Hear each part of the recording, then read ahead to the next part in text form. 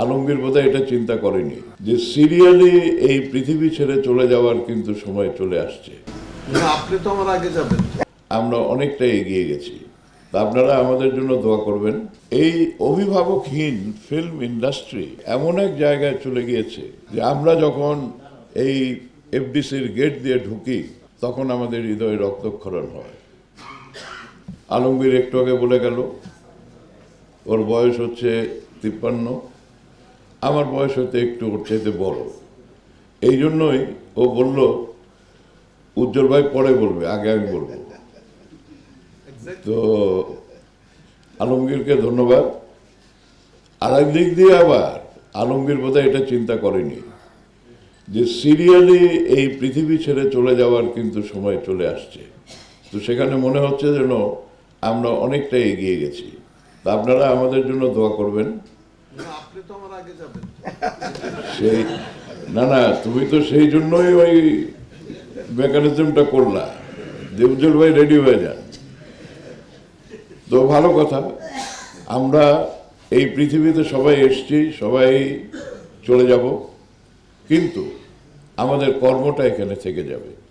যেভাবে আজ বাচ্চু ভাইয়ের কর্মের জন্য এখানে আপনারা যারা তার সঙ্গে কাজ করেছেন, বিশেষ করে যারা চলচ্চিত্রের গ্রাহক সম্প্রদায় রয়েছেন, যারা ক্যামেরাম্যানের সঙ্গে ক্যামেরা বিভাগের সঙ্গে ধীরে ধীরে আপনারা সেই যে শুরু করেছেন অ্যাসিস্ট্যান্ট হয়ে ঢুকেছেন, আজকে আপনারা সবাই নামি দামি ক্যামেরাম্যান হয়েছেন।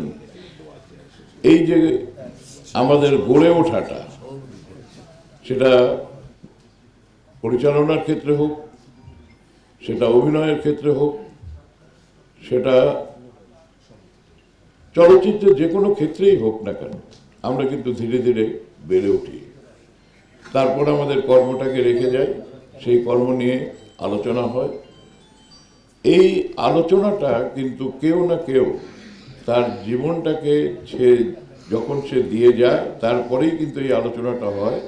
এবং এই আলোচনাটার একটা পজিটিভ দিক হলো যে আমরা সবাই একত্রিত হতে পারি, সংগঠিত হতে পারি, এবং তার কর্ম নিয়ে যখন আলোচনা করি তখন পরবর্তী যে জেনারেশন থাকে তারা কিন্তু অনুপ্রাণিত হয়, এবং তাদের জন্য যে মেন্টর দরকার, তাদের জন্য যে পথপ্রদর্শক দরকার, সেই পথপ্রদর্শকের ভূমিকায় উনি কিন্তু